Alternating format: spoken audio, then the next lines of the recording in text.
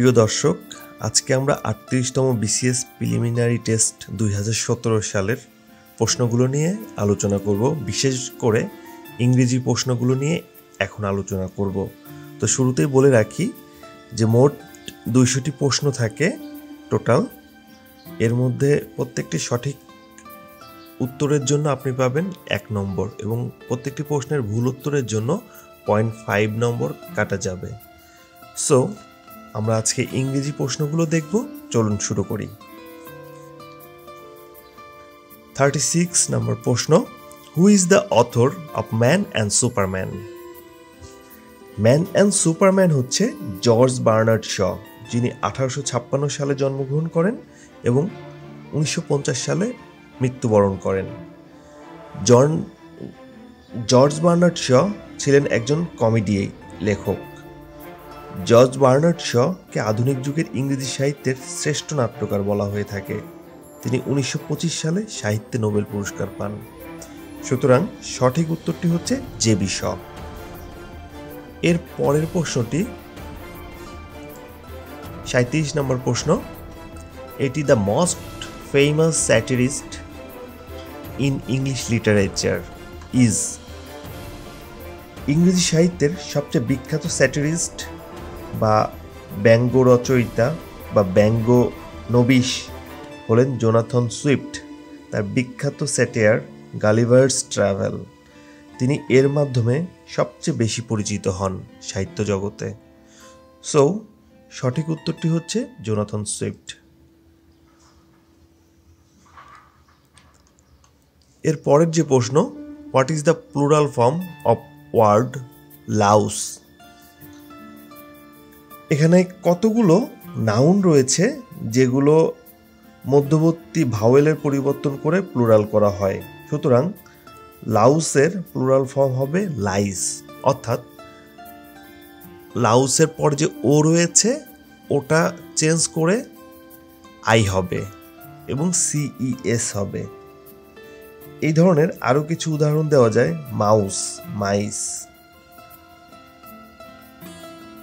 এর পরের প্রশ্নটি, চুজ দ্য কারেক্ট সেন্টেন্স।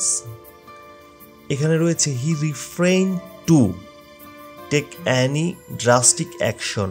এর পরের অপশনটি রয়েছে he refrained from taking any drastic action. তারপরের প্রশ্নটি রয়েছে he refrained on taking any drastic action এবং লাস্ট ওয়ান রয়েছে he refrained in taking any drastic action. So আপনারা যদি একটু লক্ষ্য করেন তাহলে দেখতে পারবেন যে রিফ্রেইনের পরে নর্মালি কিন্তু ফর্ম বসে। হ্যাঁ, এর অর্থ হচ্ছে কোনো কিছু থেকে নিজেকে বিরত রাখা। আমরা যদি এই চারটার অপশনের মধ্যে লক্ষ্য করি তাহলে আমরা খ নাম্বার দেখতে পাচ্ছি যে he refrained from taking any drastic action. সুতরাং এটি সঠিক উত্তর, অর্থাৎ সে নিজেকে বিরত রেখেছিল খারাপ কাজগুলো থেকে। এরপরের প্রশ্নটি, which word is closest in meaning to franchise? Franchise অর্থ আসলে কিছু সুযোগ সুবিধা বা বিশেষ কোনো ছাড় দেয়া। সো এখানে আমরা বেশ কিছু ওয়ার্ড দেখতে পাচ্ছি। এখানে রয়েছে utility, frankness, privilege and superficial. So এখানে প্রিভিলেজ সবচেয়ে বেশি গ্রহণযোগ্য।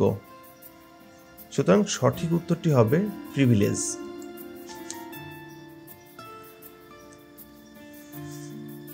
এর পরের প্রশ্নটি রয়েছে ওয়ান্স ইন ব্লু মুন এর অর্থ কি, মিনস? এখানে অপশনগুলো রয়েছে always, nearly, hourly, very rarely. So once in a blue moon অর্থ কদাচিৎ, যা বা প্রায় কখনোই হয়নি এমন। সো সঠিক উত্তরটি হবে ভেরি রেয়ারলি। এর পরের প্রশ্নটি রয়েছে Jacobean period of English literature refers to? ইংরেজি সাহিত্যে জ্যাকোবান পিরিয়ড বলতে বোঝায় 1603 থেকে 1625 সময়কালকে। 1558 থেকে 1603 সময়কালকে বলা হয় এলিজাবেথিয়ান এজ। এবং 1625 থেকে 1649 সময়কে বলা হয় ক্যারোলিয়ান এজ। আর কমনওয়েলথ পিরিয়ডের সময়কাল হচ্ছে 1649 থেকে 1660। তার মানে আবার একটু ক্লিয়ার করে বলি, 1603 থেকে 1625 এই সময়কালকে বলা হয় জ্যাকোবান পিরিয়ড। 1558 থেকে 1603 এই সময়কালকে বলা হয় এলিজাবেথ এজ। এবং 1625 থেকে 1649 এই সময়কালকে বলা হয় ক্যারোলাইন এজ। এবং 1649 থেকে 1660 এই সময়কালকে বলা হয় কমনওয়েলথ পিরিয়ড। সুতরাং 42 নম্বরের সঠিক উত্তর হচ্ছে 1603 থেকে 1625। এর পরের প্রশ্ন, retired officer lives next door, here underline word is use as an. এখানে রিটায়ার্ড, আপনি দেখেন রিটায়ার হচ্ছে ভার্ব, এটার পাস্ট পার্টিসিপল ফর্ম রয়েছে, এবং অফিসার তার পাশে যেটি রয়েছে এটি নাউন, এবং নাউনের আগে রিটায়ার্ড অফিসার বসে আসলে নাউনের দোষ গুণ বা অবস্থা সংখ্যা মানে নাউনকে মডিফাই করছে।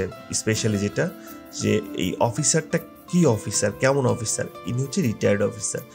সো একই সাথে এই ওয়ার্ডটি অ্যাডজেক্টিভ হিসেবে কাজ করছে এবং ভার্ব হিসেবেও কাজ করছে, সেদিক থেকে এটি আসলে পার্টিসিপল হবে। এর পরের প্রশ্ন যেটি রয়েছে, choose the appropriate preposition in the blank of the following sentence. 8 mean R concern dash the plot. এখানে আসলে প্রিপোজিশনটি কি হবে? অ্যাট রয়েছে, উইথ রয়েছে, ফর রয়েছে, ইন রয়েছে। সো আরেকবার যদি একটু লক্ষ্য করি, 8 mean আর কনসার্ন, 8 জন ব্যক্তি কনসার্ন ছিল ফর দ্য প্লট।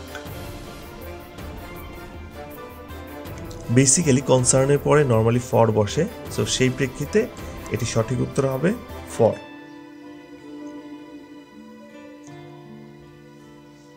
এর পরের প্রশ্নটি, fill in the gap with the right tense. When water dash it turn into ice. সেন্টেন্সটির দিকে লক্ষ্য করলে আমরা বুঝতে পারছি যেটি চিরন্তন সত্য কথা যে বলা, সেটি বলছে যে হোয়েন ওয়াটার ফ্রিজেস, যখন পানিকে ফ্রিজেস করা হয় তখন এটা আইসের রূপ নেয়। এটা কিন্তু চিরন্তন সত্য। এই ধরনের কথাগুলো আসলে প্রেজেন্ট ইনডিফিনিট টেন্সে হয়ে থাকে, সেদিক থেকে এটির অ্যান্সার হবে ফ্রিজেস।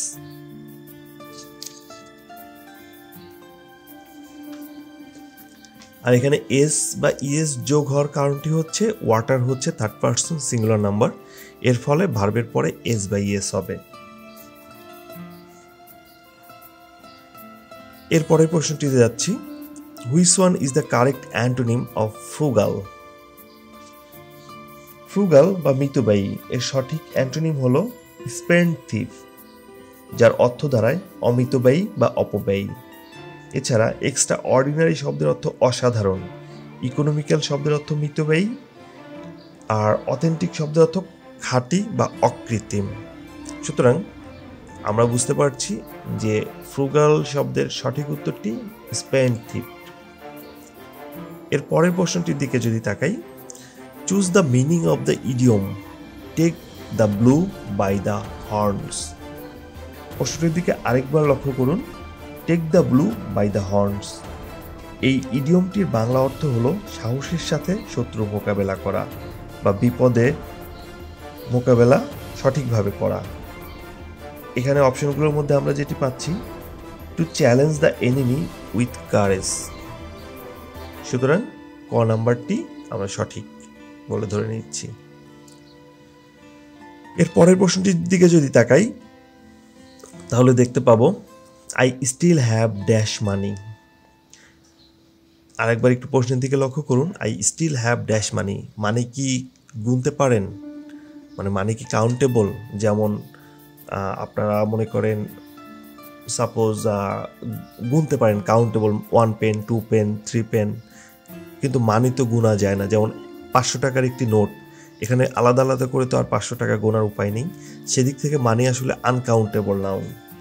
সো মানি শব্দটি আনকাউন্টেবল বা নন কাউন্টেবল নাউন, সুতরাং মানি শব্দটির পূর্বে নন কাউন্টেবল কোয়ালিফায়ার বসবে। অপশনে a few, quite a few and many qualifier রয়েছে। একমাত্র আ লিটল এটি কিন্তু আসলে নন কাউন্ট নাউন, সুতরাং আমরা বলতে পারি যে এ লিটল এই শব্দটি আসলে মানির পূর্বে বসবে। এর পরের প্রশ্নটি, select the right compound structure of sentence though he is poor is honest. Though he is poor he is honest, এটা দেখতে পাচ্ছি যে হি ইজ অনেস্ট এটি এক স্বাধীন বাক্য এবং দো হি ইজ পোর এটি একটি পরাধীন বাক্য। কেন পরাধীন বাক্য? এর বাংলাটা শুনলে বুঝতে পারেন, যদিও সে দরিদ্র। তার মানে সেন্টেন্সটির মাধ্যমে আসলে মনের অভিব্যক্তি পুরোপুরি প্রকাশ পায়নি। সুতরাং একটি প্রিন্সিপাল ক্লজ এবং একটি সাবঅর্ডিনেট ক্লজ, সুতরাং এরকম যদি প্রিন্সিপালের সাথে এক বা একাধিক সাবঅর্ডিনেট থাকে সেটিকে আসলে আমরা কমপ্লেক্স সেন্টেন্স বলি। সো এটি একটি কমপ্লেক্স সেন্টেন্স এবং এই সেন্টেন্সটিকে যখন আমরা কম্পাউন্ড সেন্টেন্স করব তখন অ্যান্ড অর বাট এই টাইপের আসলে কিছু ওয়ার্ড বা কিছু লিঙ্কিং ওয়ার্ড আমরা ইউজ করি। সো এইখানে আমরা যদি লক্ষ্য করি তাহলে আমরা দেখতে পাবো যে he is poor but honest, এই অপশনটি কম্পাউন্ড সেন্টেন্স। কেন? কারণ হচ্ছে হি ইজ পোর এটি একটি প্রিন্সিপাল ক্লজ, অর্থাৎ এটি দ্বারা সম্পূর্ণ মনের ভাব প্রকাশ পায়, এবং হি ইজ অনেস্ট এটিও প্রিন্সিপাল ক্লজ। সো এই দুইটা প্রিন্সিপাল ক্লজকে অ্যান্ড অর অথবা বাট দিয়ে সংযুক্ত করলে যেটি দাঁড়ায় সেটি হচ্ছে কম্পাউন্ড সেন্টেন্স। সো দুইবার হি ইজ না লিখে সরাসরি লিখেছে যে he is poor but honest, অর্থাৎ he is poor but he is honest, he is আর দরকার নেই। সো এই ঘ নাম্বারটি আসলে সঠিক উত্তর।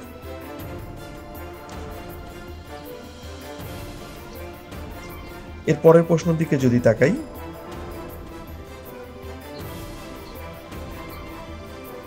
Alone alone, all all alone, alone on a white sea, এই where do the following line occur in. So এই 50 নম্বরের সঠিক উত্তর হবে the rime of ancient mariner.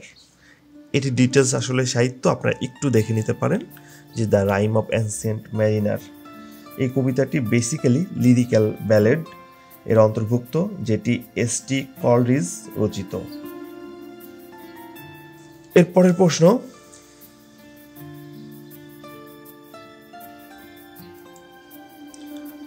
For gods sake hold your tongue and let me লাভ। দারুণ romantic কথা। So এটি কে লিখেছে?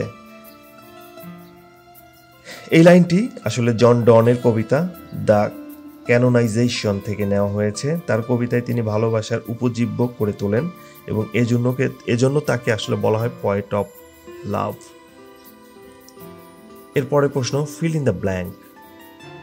Tourist dash their reservations well in advance if they want or fly to Cox's Bazar.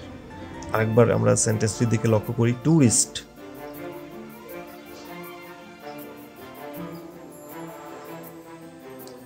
Tourist dash there reservation, বোঝা যাচ্ছে যে reservation কোনো কিছু reserve করে রাখার বিষয়ে বলছে।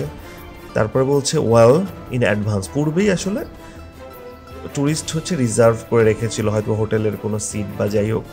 If they want or fly to Cox's Bazar, অর্থাৎ যদি তারা কক্সবাজারে যেতে চায় সেক্ষেত্রে পূর্বেই আসলে সিট রিজার্ভেশনের ব্যাপারটি নিয়ে কথা বলা হয়েছে। তাহলে এখানে যদি আমরা দেখি, এখানে বলা হচ্ছে ট্যুরিস্ট যেহেতু subject, better to had get, এটা আসলে কোনো কিছুই হয়নি। হ্যাড বেটার হতে পারে, হ্যাড বেটার মোডাল অক্সিলারি, এরপরে বেস ফর্ম অফ ভার্ব বসে। সো এটিও নিতে পারছি না। হ্যাড বেটার গট, এটা ভার্ব 3, হ্যাড বেটারের পরে বেস ফর্ম অফ ভার্ব বসে। সো সেদিক থেকে হ্যাড বেটার গেট এটি সবচেয়ে পারফেক্ট। সো 52 নম্বর এই কোশ্চেনটি সঠিক উত্তর হচ্ছে হ্যাড বেটার গেট। এর পরের প্রশ্নটি the sun went down, the underline word is used here as an dash. এখানে একটি বিষয় লক্ষ্য করুন, দ্য সান সাবজেক্ট সূর্য, ওয়েন্ট ভার্ব, ডাউন অস্তমিত হয়েছিল। এই অস্তমিতটা আসলে কি হলো, এটা হচ্ছে সান, তাই না? সান ডাউন হলো, সান ওয়েন্ট ডাউন। সো এটি ডিটেলস যদি আমরা জানতে চাই তাহলে আন্ডারলাইন ওয়ার্ড ডাউনটি আসলে অ্যাডভার্ব হিসেবে ব্যবহৃত হয়েছে, কেননা ডাউন শব্দটি ভার্বকে মডিফাই করেছে, অর্থাৎ এই ডাউনটি হয়েছে কি went, the sun went down. So এখানে ডাউনটি আসলে অ্যাডভার্ব হবে।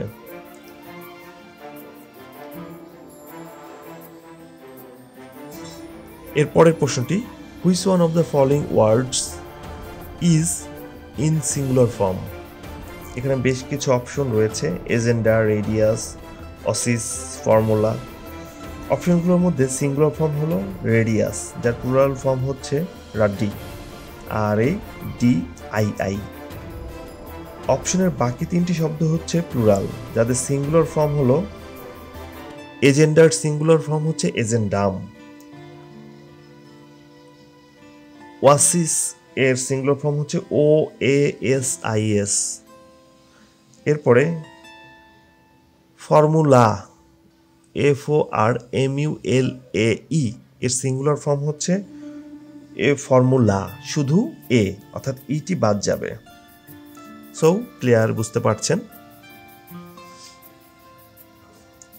সুতরাং 54 নম্বর প্রশ্নটির সঠিক উত্তর হবে রেডিয়াস। এর পরের প্রশ্নটি identify the right passive voice, it is impossible to do this. এই সেন্টেন্সটির দিকে যদি আমরা লক্ষ্য করি তাহলে এর রাইট প্যাসিভ ভয়েসটি আমরা খুঁজে পাব। এখানে সঠিক উত্তরটি হবে this is impossible to be done. কেন হলো? কারণ প্রশ্নটি অ্যাক্টিভ ভয়েসটি দেখেন আপনি, it is impossible to do this. So এখানে দিসটি আসলে অবজেক্ট, সো অবজেক্ট প্রথমে সাবজেক্টে আসবে, দিস ইজ ইম্পসিবল। ওকে, দিসের পরে দিস সরাসরি সাবজেক্ট হিসাবে ইটের পরিবর্তে ব্যবহার হবে, this is impossible.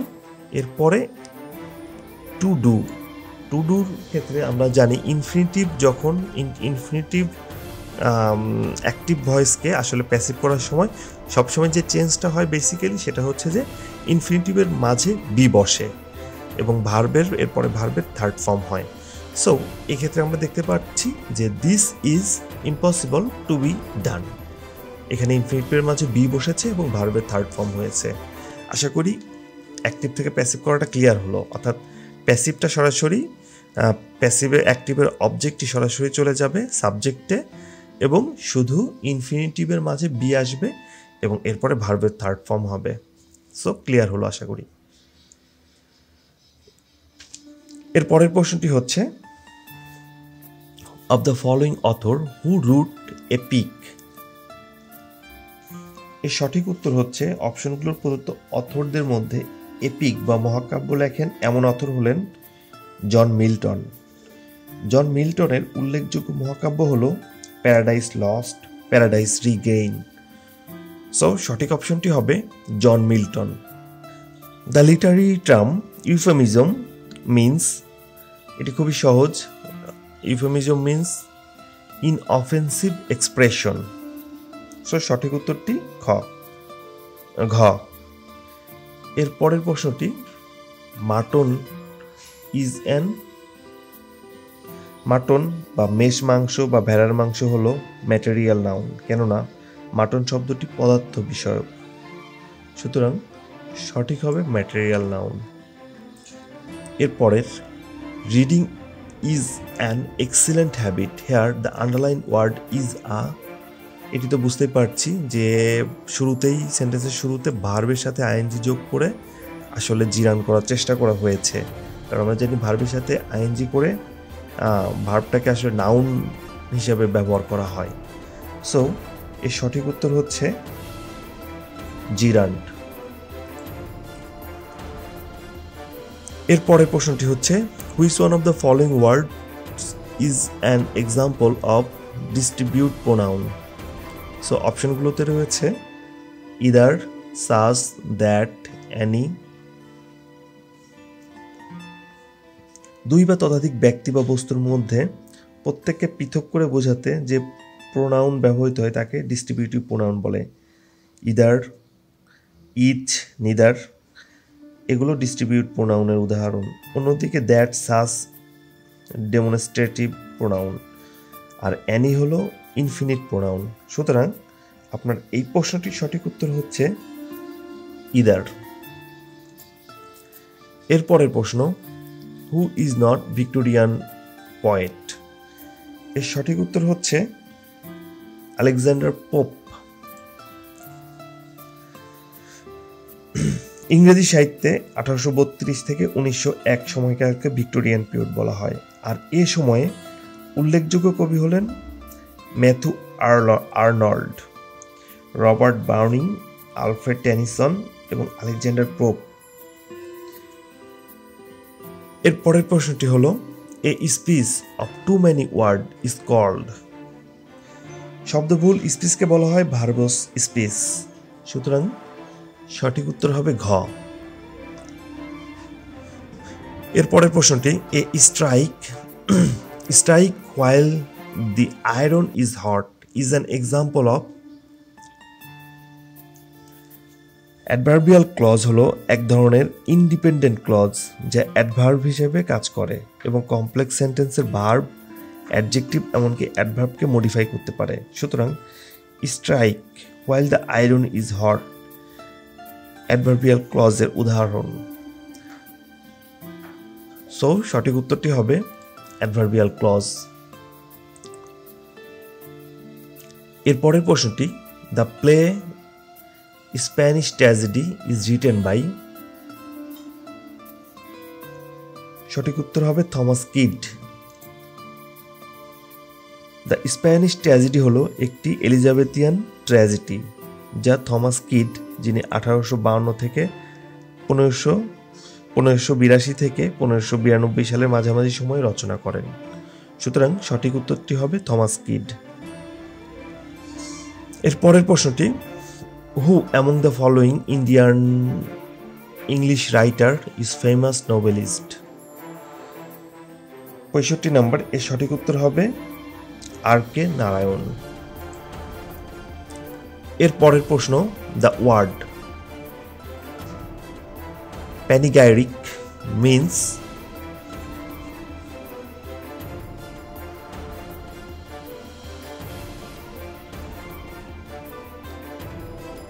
Elaborate praise.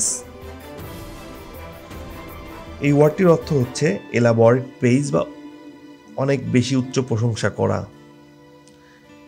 এরপরের প্রশ্ন select the correctly spelled word. এটি আসলে আপনারা একটু দেখে নেবেন। এটি সঠিক উত্তরটি আমি বলে দিচ্ছি। এটি সঠিক উত্তরটি হচ্ছে হেটারোজিনিয়াস, অর্থাৎ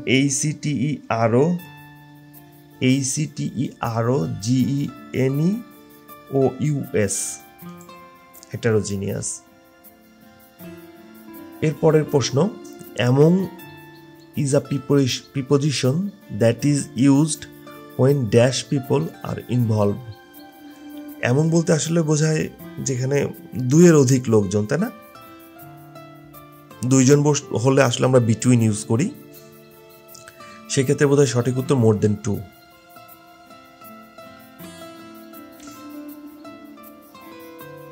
এরপরের প্রশ্নটি হচ্ছে which period is known as the golden age of English literature. সঠিক উত্তরটি হচ্ছে দ্য এলিজাবেথ ওয়ান এজ।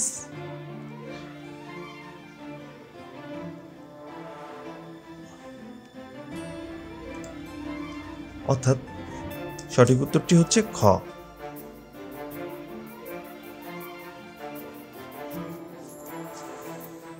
এর পরের প্রশ্নটি হচ্ছে which one is the correct indirect narration? Why have you beaten my dog, he said to me.